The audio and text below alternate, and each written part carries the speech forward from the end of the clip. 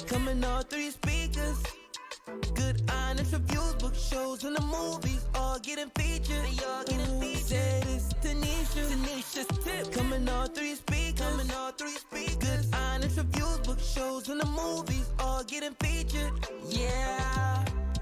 It's your girl Tanesha, straight magic. The greatest book reviews, let's get at it. She not here to offend, she just honest. Bringing words that may leave you astonished. And plus she do shows. She cover all like hands, knees, and toes. Don't lollygag, no, she just roll. And it's on to the next one, on to a fresh one.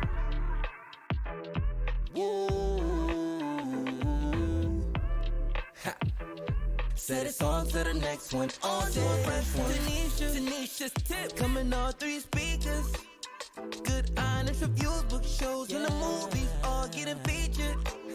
Said it's Tanesha's tip. Coming all 3 speakers. Coming all 3 speakers. Good honest reviews, book shows, and the movies all getting featured. Yeah. Hey. It ain't for the clout, it's honest. See the truth when you look beyond it. Book shows, not to mention movies. She give or take in a great way, you'll see. Check it out, see if you agree. If you vibe, yes, it's meant to be. And baby, you don't even need the script. Learn it all with Tanesha's tips. Tanesha's tip. Coming all 3 speakers. Yeah. Good honest reviews, book shows, and the movies all getting featured. Hi, and welcome to Tanesha's Tips. Today we're going to review Divorced Sistas, episode 3. It's called Hush Tones. Okay, so we start off where episode 2 left off. And basically it was Geneva and Javon having an intense conversation or a whispered argument regarding whether or not Anika, the baby, is his or not. And it's so funny because Geneva has this like stunned look on her face and she's trying to be convincing as if, no, that's, it can't be. Okay, I'm on Javon's side with this one. He said, according to the timeline, it was 5 years and 11 months. Well, the little girl, 5 years old, and they say it takes 10 months to bake a baby. I don't know. I ain't never had one, so that's no here or there. Or whatever. So anyway, as they keep going, he was just saying that he left his wife or whatever because they had decided that they were going to be together or whatever, and he left his wife and it's her turn to do her part, basically Lee will. And she like, oh, what am I going to do? Okay, so it was also revealed that they had decided that not only were they going to leave their respective spouses, that they were going to have a girl or a daughter or whatever, and they were going to name her Anika. I told you it was something up with that name. Anyway, so we fast forward and Will yells down the stairs before he gets there, hey, you guys ready? And they're like, yeah, we're ready. So they leave out. We get to the next scene, which is Pastor Jeff and Rashida in the car on the way to the banquet. They're having the discussion. Rashida asked Pastor Jeff, was he serious? And he's like, about what? Whether I love you or not? And she's like, yeah. And he was like, of course I love you, and basically gaslighting her and telling her whatever she wants to hear, whatever. Anyway, it ends up being very, I guess, passive aggressive and just kind of like he was kind of trying to patronize her, basically. And basically that's what she said, don't patronize me. You do this all the time. So he was like, I don't know, I can't do this with you, and this, and the third, I don't have time. And so she says, the old cliche, we make time for what we want to, which, yeah, he said, well, you knew my job before we got got married, and it's the people of the church. And she said, well, it's like I always have your back, but you never have my back. And so then he goes on to say something about, the women of the church or the women that's around always be praying around him. And she was like, yeah, and that's what I mean. I always watch out for you, but you don't ever watch out for me. Okay. So then she said, the kids were right. We do just be, putting on a show for everybody else or whatever. And he was like, well, let's go here and pretend that, everything is okay. And she said, that's what I mean. So anyway, they leave it at that. She just says, and just goes on silent treatment. But before that, she had made a statement about how the church was basically built on her grandfather's endowment. And so he said that if you're making a threat, then go ahead and do it. And she said, I just did. And then that's when the silent treatment went on. I was like, go ahead, girl, but you don't have to follow up with that. That's just me. I don't know. So anyway, we get to the next scene, and of course it's my girl Naomi, right? You know, last episode she was having a conniption when she was getting her hair done and, you know, picking out her outfit, and she was on her phone just really stalking her ex. Now I don't know what this man done did to her, right? But he did some work on her. Anyway, like I said, her friends, the stylist included, was sitting there on the couch waiting for her to come out, and they were like, girl, if you don't hurry up. So anyway, her friend runs out. I guess he was helping her with her outfit, and he said she's almost ready. So sure enough, she comes out and she puts on a show, and she gets out and she pops her leg out, and I was like, okay then, girl, she looks really good. So they were all telling her how good she looked and she was gonna have a good time and this and the third. Well, then she gets a knock on the door, and it was like a really, like, what is it, like an urgent knock. Like they just kept knocking. She was like, who is that? And so one of her friends was like, I'll get it. They get to the door, and it's like a police gang, I want to say, because it's like 6 police officers walking in the door. So they were like, Miss Price, and she said, Mrs. Price. Girl, if you don't stop, y'all ain't married no more. Anyway, you can't tell her that. So he says, can you step outside? And she was like, no, I'm not going anywhere. So I'm going to stop right here and just say, I didn't understand why he was telling her to come outside instead of telling her why he was there first. Because to me, if you tell me why I'm there, maybe, you know, I could have a little bit more understanding going into stepping outside if that's what I'm going to do. Anyway, she just went into this whole, I'm not stepping outside and I'm not this. And he was like, don't make this difficult. Then it has to be that whole thing. I feel like everybody heard that before. And it's just like one of those veiled threats. And it's like, hey, well, what you know, again, what you gonna do? And that's exactly what she says. And he was like, you know, I'm gonna arrest you. You're not gonna do anything. But she used some choice words. This whole little series, they be using some choice words. But anyway, turns out some other guy walks in the door with a suit on, and she knew exactly who he was. Turns out he's the ex-husband's lawyer, and he says that he's there for a warrant to take everything. Sorry. Anyway, he's there for a warrant to take everything. And I'm confused. I'm like, take everything? What would you mean? I thought she got $37 million. Anyway, I guess in the divorce decree, it was something about she had to give up everything, and everything that she has belongs to Mr. and Mrs. Price. Okay then. So she ends up stepping outside. When she does step outside, they obviously ransack the house and they started taking stuff out of her house. And she was like, not my first. But as she goes outside, she sees that her Range Rover is on a tow truck. And she was like, oh no, you're not taking my car. So here comes the lawyer again. He's like, I told you, you know, you were going to have to relinquish these things or whatever. And she was like, not my car and my furs. And so then he proceeds to say, well, yeah, the Range Rover, but you could have that car, which was like an older Mercedes or something like that. I mean, when I say older, it was like one of them old cars that was on James Bond or whatever. I mean, it was a cute little car, I guess, if you had to have a Mercedes to say you got money or whatever. I don't know. But if you got $37 million, you can buy your own car or Range Rover, right? I don't know. That's just me.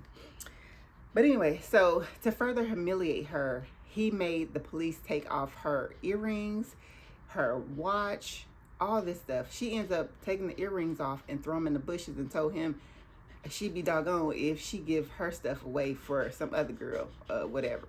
So he said, well, we got metal detectors. So he said, I guess basically trying to tell her that he's going to get it. So anyway, they end up leaving because they feel like they got everything. The police officers did end up taking her watch off and her ring, and they didn't care if they hurt her or not. But after she had got humiliated, she got in a little car and she said, I'm out of here. So then the stylist, her friend and stylist was like, I'm going to call Geneva or whatever, and because I don't know where she went or whatever, and we got to, you know, figure out how to help her. So they ring in Geneva's phone. Obviously, Geneva is on her way to the banquet with her husband and Javon. So the phone is ringing in the background, and Geneva is ignoring it. And Will is like, "Well, who's calling you?" She was like, "Oh, that's Duffy." And he said, "Duffy the stylist?" And she was like, "Yeah." She's like, "I'll call her back." So as they were going, Will was like, "Oh, so I want you to meet Tiff's friend, Geneva's friend Tiff, and she, I think you guys are hit it off or whatever." And because she said that he said that, Geneva was automatically like, "Oh no," and he was like, "No, they've been friends for a long time." And Geneva put in a good word with Tiff for you, and Geneva looking like, "If you don't shut up, no, I won't." Right? Anyway. So Javon was in the back seat, and he was like, "Oh, that's not necessary. I got my eye on somebody else." And he said, "Do you now?" And the whole time, Geneva looking out the window, being real like suspect, like, "Oh God." But anyway, so then the phone rings again, and Geneva decides she's gonna answer it. And Duffy says, "Hey, it's Duffy." And she said, "Yeah, I know who it is." She said, "Well, I'm sorry to call you, but something happened with Naomi, and we don't know where she's at." And she asked, what happened? And she was like, "Oh, the police came by to confiscate everything from her, and she just ran off." And she said, "Oh, okay, I'll take care of it, right?" So she gets off the phone with her. She get off the phone, and Will immediately was like, what happened? It's Naomi. And she was like, "Yeah." She was like, "Yeah, she's having, her episode. They came and took her stuff." And he was like, "Oh no." And she was like, "Yeah, I'm gonna call her. I'm gonna try to call when we get to the banquet or whatever." So then Will continues to talk about Tiffany and how they should sit next to each other and this, that, and the third. Then we fast forward back to Rashida and Pastor Jeff. They pull up to the banquet, and the valet comes and opens up Pastor Jeff's door, and then he walks around the car and gets Rashida as if nothing is wrong. However, if you look at their body language, you know that they ain't rocking with each other like that. So she gets out the car and she snatches her train and she just walks beside him. But if you look at her face and look at like his stiff posture, you just know they had a argument or something in the car. Something ain't right. Okay. Anyway, so Rashida gets into the banquet and she goes straight to the back office or the suite or whatever, and Tiffany is there, and she greets Tiffany. And so Tiffany's like, "What's wrong?" And she was like, "I have to process things before I say anything." She said, "Must be Jeff." And she said, "When isn't it?" Right? Okay, so then we jump back to Bridget. Bridget answers the phone because it was ringing, and it ends up being Will asking her if she could put a chair next to Tiff's chair because he brought a friend and he wants her, them to sit together. So Tiffany said, "Oh, it's gonna be kind of tight," and he was like, "Please do it." And so she does, but she asked the guy that's helping her, put a chair there or whatever, and he was like, "It's gonna be." She said, "I know, but just do it." So meanwhile, her man child comes in, and he is just like really loud and just out of place. And the guy that's helping Bridget automatically thinks that he's a waitstaff, and he was like, "Hey, well, what are you doing out here? You shouldn't be out here." He said, "What do you mean I shouldn't be out here? I'm not part of your waitstaff. I don't work for you." And just being loud for no reason and belligerent. So then Tiffany runs over and she's like, Bridget runs over and she's like, "Wait. And she was like, "Oh, sorry, this is a guest." And he was like, the other guy that was helping her was like, "Oh, I'm sorry, I apologize," and this and that and third. It won't happen again. And so he ends up leaving. Then Manchild turns to Bridget, which his name ends up being Vaughn. I just found that out because I didn't really know his name. But he turns to her and he was like, why did you introduce me as a guest? Why you never introduced me as your man?" And she was like, "But you are a guest. If you not, what are you?" He was like, "I'm your man." And she was looking like, "Okay." And all the while I'm just like, with that dirty outfit on, but it's just me. I don't know. So we fast forward and we go back to I guess the women walk into the back or whatever. Everybody kind of gathers in the back room or whatever, and they are all talking about finding Naomi because they figure out something is wrong when they see Geneva's mannerism when she walk in. So she ends up putting them on speakerphone and calling Naomi. Now, it turns out Naomi is at the liquor store getting wasted. She got like a fifth or something in a paper bag, acting like a straight wino. And she was like, I'm not coming. I'm just going to do this. And they were like, we're going to come get you after this is over. You know, where are you? And she would never say where she was. And so then she said a few more choice words and they asked her where she was again and she ended up hanging up. So all the while I'm thinking, oh, Lord, she about to get in that car and drive after she like toe up like she is. So anyway, they go out. The women stay there talking and it pans back to the men outside or in the banquet room. Turns out, man-child Vaughn, he ends up interrupting conversation between the guy that he was working for, which I never caught his name, and Pastor Jeff. And I guess the assistant was there as well. And he was like, yo, where's the liquor? And this, that, and the third. And he said hi to everybody except the guy that he was working with or working for that he quit. And so the guy that he was working for was like, yo, you don't see me? He was like, man, I don't work with you anymore. I quit. And he was just saying all this stuff, just being kind of nasty for no reason and making a scene and just loud. So then he ends up saying, well, where the alcohol at? Where it is at? I need a drink. And everybody is looking around like, oh, God. And so he was like, hey, this is a church event. We don't have alcohol. He said, yeah, I noticed them fake bartenders and stuff. Y'all need a drink or whatever. That's what it's for. Anyway, so somebody ends up like telling him, come on, we're going to go away or whatever because, you know, you doing a little too much or whatever. And he ends up leaving out. Then Will and Javon comes over. And Will said, hey, you guys, this is my friend Javon. This is Pastor Jeff. This is, you know, X, Y, and Z and X, Y, and Z, whatever. And so they end up having a conversation and everything. And then the women end up coming out. And so each one of them get by their respective guys that they were with. Well, Tiffany was just kind of standing just beside somebody. She didn't really know nobody or whatever. And so Will took it upon himself to be like, hey, Tiff, this is my friend Javon. Javon, this is Tiffany or whatever. And they were like, oh, should we just go to the table? And so they were like, yeah. So when they went to the table, everybody was sitting around and Will, being weird and just too obvious, was like, well, Javon, you sit right next to Tiffany and, you know, you guys can have fun talking or whatever. And Geneva was like, stop. And he was like, well, I was just saying because they can't really talk if he across the table and she way over here. Anyway, so the whole time, Geneva looking uncomfortable. Rashida peeped game because she already knew the deal between Geneva and Javon. So she's just looking like, ooh, this is awkward.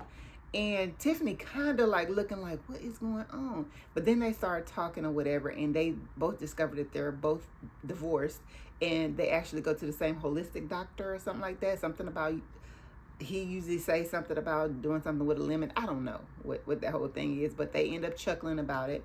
And Will thinks that he just Cupid's, I don't know, Cupid or somebody, because he's like, look, they getting along. They got something in common. At that moment, then Geneva was like, oh, excuse me, I gotta go to the bathroom, because she ended up spilling her drink. And so when she got up, Rashida said, I'll come with you. And so then Bridget or Tiffany, one of them said, you want me to go? And they were like, no, you just sit right there. So anyway, then man-child comes from nowhere, because girls go into the back, right? And man-child comes from I don't know where. And he was like asking Bridget, where am I supposed to sit? And she was like, on the table in the back. He was like, why I gotta sit in the back?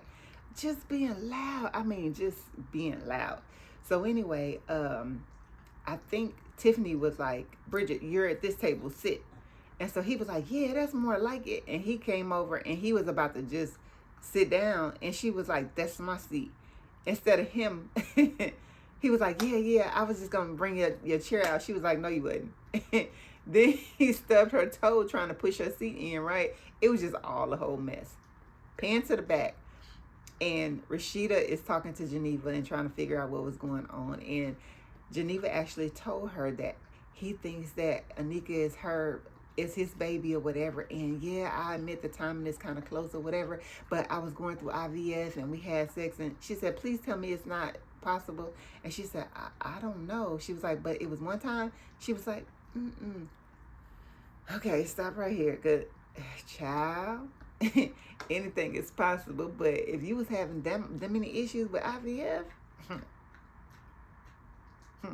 and then you smash somebody else and y'all want protected, girl, that's his baby. Y'all ain't telling me nothing.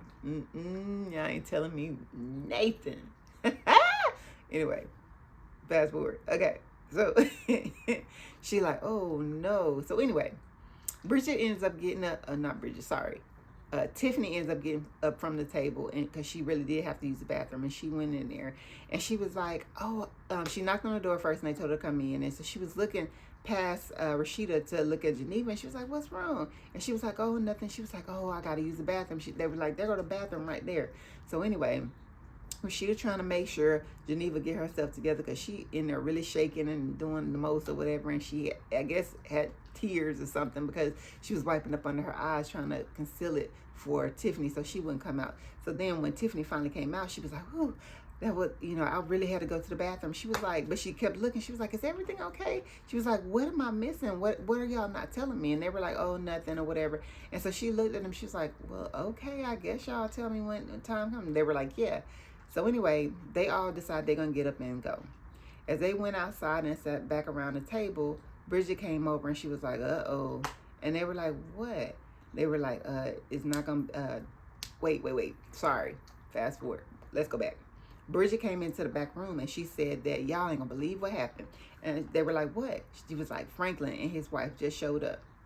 And they was like, "Oh, So that's when they decided to go back into the main room or whatever. So Pastor Jeff was like talking up the new church and everything to Franklin, and Franklin acting like he just the big man on campus or whatever.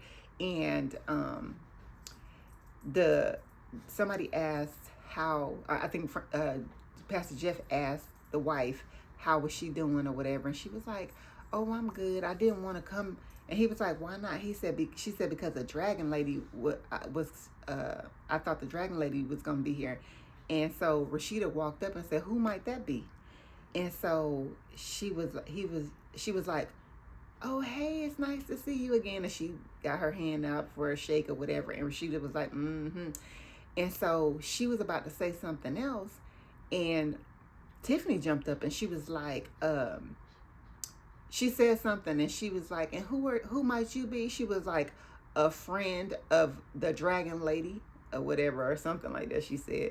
And so from there, it was already hostility. So then they all decided to go ahead and sit back at the table or whatever. And so both of them were just eyeing each other. And Franklin said to Tiffany, "You like what you see?" And the girl said, the wife said, "Yeah, these are yellow carrot, whatever." And so Tiffany was like, "Yeah, that looks better on somebody with melanin or whatever." And she said, "What do you mean?" And she was like, "Somebody with melanin that makes the color pop." I was like, "Ooh, they coming with it." So then Bridget came up and she said, "Oh, y'all, we got trouble." And so everybody was like, "What happened? What?" And she just turned her head, and in walks Naomi. Naomi makes it to the table, and right before she gonna pop off, they go, and it's over with this episode.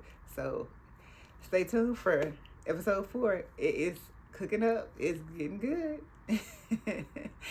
Please remember to like, comment, subscribe. And if you're watching, please comment on this. If you decide to watch this, I'm telling you, it's a messy good time. It's scripted. So these ain't real people. We can judge them. We can judge them. And plus she do shows. She cover all like hands, knees, and toes. Don't lollygag, no, she just rolls. Then it's on to the next one, on to a fresh one.